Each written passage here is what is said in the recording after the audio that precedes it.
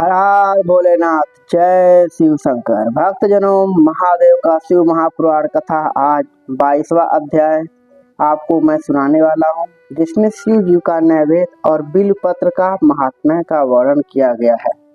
तो चलिए कथा को यहीं पे प्रारंभ करते हैं। ऋषि बोले, हमने पूर्व में सुना है कि शिव नैवेद्य आग्रह अर्थात ग्रहण करने योग्य नहीं है। अतएव हे मुनि, इसका और बिल्वपत्र के महात्म्य का निर्णय कीजिए। श्री सूत जी बोले, हे मुनि, आप लोग धन्य हैं, क्योंकि आप सभी शिव जी के भक्त हैं। और सावधान होकर सुनिए, मैं वह प्रीति सहित कहूँगा जो कि आप लोगों ने पूछा है।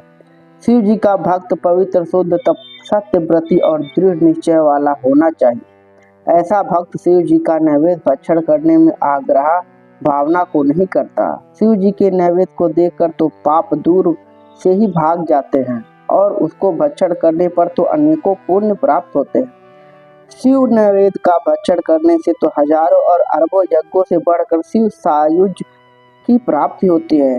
जिसके घर में शिव जी के नैवेद्य का प्रचार होता है, उसका सारा घर पवित्र हो जाता है, साथ ही वह अन्य घरों को भी पवित्र कर देता है। अतएव शिव नैवेद्य को आया हुआ देखकर प्रसन्नता पूर्वक उसो सिरोधार्य कर शिव जी का स्मरण करता हुए बड़े प्रसन्न से उसे भक्षण करना योग्य है। शिव नैवेद्य को आग्रह समझकर उसे ग्रहण करने में जो विलंब करता है, उस मनुष्य को पाप लगता है, वह बड़ा पापी है और नरक में जाता है। जो शिव नैवेद्य के ग्रहण की इच्छा नहीं करता, शिव दीक्षा से दीक्षित भक्त को शिव नैवेद्य भक्षण करना बड़ा शुभप्रद है। शिव नैवेद्य ग्रहण कर ब्रह्म हत्यारा भी पवित्र हो जाता है। हाँ, जहाँ चंडालों का अधिकार है वहाँ मनुष्य को भक्षण नहीं करना चाहिए, और जहाँ चंडालों का अधिकार नहीं है वहाँ का प्रसाद भक्ति पूर्वक भक्षण करना चाहिए। वाणलिंग, लोहलिंग, सिद्धलिंग और स्वयंभू लिंग तथा संपूर्ण प्रतिमाओं में चांडाल का अधिकार नहीं है।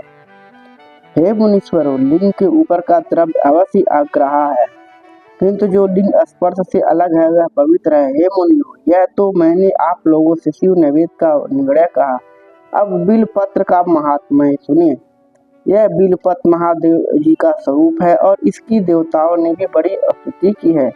इसकी महिमा कठिनता से जानी जाती है। संसार में जितने भी पवित्र और प्रसिद्ध तीर्थ हैं, वे सब बिल्व मूल में ही निवास करते हैं, क्योंकि बिल्व मूल में लिंग रूपी अव्यय महादेव का वास रहता है, और जो पुण्यमात्मा इसकी पूजा करता है वह निश्चय ही शिव लोक को प्राप्त होता है।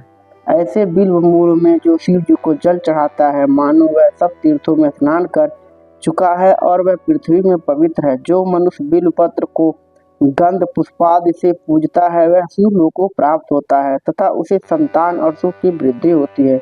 जो आदर पूर्वक बिल्व मूल में दीपक जलाता है तथा उसकी शाखा को लेकर हाथ से उसके नवीन पत्ते ग्रहण कर बिल्व की पूजा करता है, वह पापों से छूट जाता है।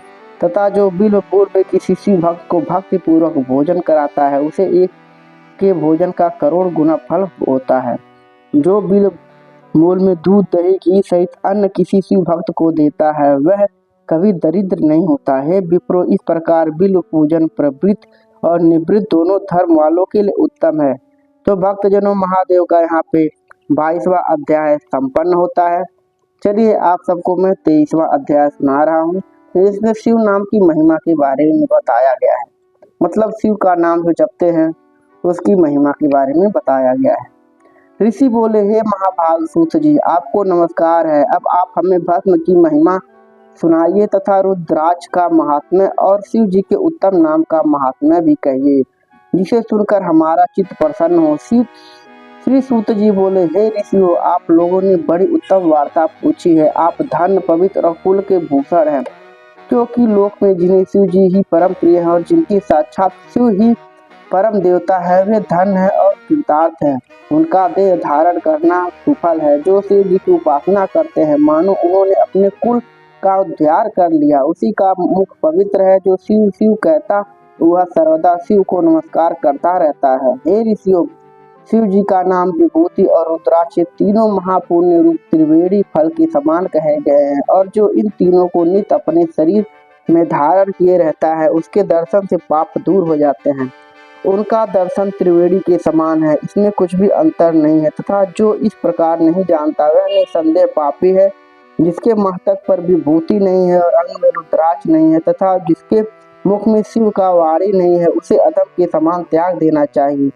शिव जी का नाम गंगा, विभूति, यमुना तथा रुद्राक्ष पाप नाशिनी सरस्वती है और जिसके शरीर में ये तीनों है, ऐसे भक्त के दर्शन से त्रिवेणी के स्नान के समान फल प्राप्त होता है। जब जगत के हितकारी श्री ब्रह्मा जी ने इसकी तुलना की तो ये तीनों समान सिद्ध हुए।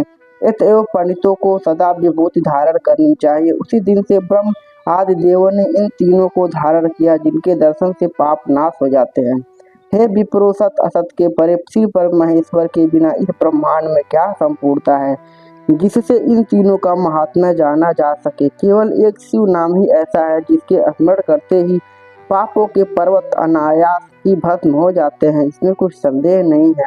हे सौनक, जितने भी पाप मूलक अनेक प्रकार के दुख हैं, वे केवल एक शिव के नाम से ही नष्ट होते हैं, अन्य किसी से नहीं। वही वैदिक, वही पुण्यात्मा, वही पंडित और वही धन है। जो मनुष्य इस पृथ्वी पर शिव जी के नाम जप में आसक्त रहता है, हे मुनि, जिनको शिव जी के नाम में विश्वास है, वे दिन रात उसी में लगे रहते हैं, क्योंकि शिव नाम से जितने पातक नष्ट होते हैं, संसार में मनुष्य उतने ही पाप नहीं कर सकता। शिव नाम रूपी नौका को पाकर मनुष्य संसार रूपी सागर से तर जाता है। ब्रह्म हत्या आदि अनंत पापों की रास शिव नाम के लेते ही शीघ्र नष्ट हो जाती है। जो पाप रूपी अग्नि से पूजित हुए हो, उन्हें शिव नाम रूप का अमृत का पान करना चाहिए, क्योंकि पाप रूपता वाग्री से तप्त हुए तो उनके बिना शांति नहीं प्राप्त होती। हे मुनीश्वर, जिसकी शिव नाम में अखंडित भक्ति है, उसको मोक्ष सुलभ है, अन्य को नहीं, ऐसा मेरा विश्वास है। हे मुनीश्वर, बहुत कहने से क्या लाभ, मैं एक ही श्लोक में कहता हूँ कि श्री शिव नाम की महिमा संपूर्ण पाप को हरण करने वाली है। शिव नाम के प्रभाव से मनुष्य उत्तम संगत को पाता है। पूर्व काल में इंद्रधूम्र नाम का एक बड़ा पापी राजा था, जिसे शिव नाम के प्रभाव से उत्तम गति प्राप्त हुई थी। हे दृगश्रेष्ठो, यह मैंने तुमसे शिव नाम की महिमा कही। अब आप संपूर्ण पवित्रों का भी पवित्र भस्म महात्म्य सुने। भक्तजनों, महादेव का यहाँ पे 23वां अध्याय आज संपन्न होता है।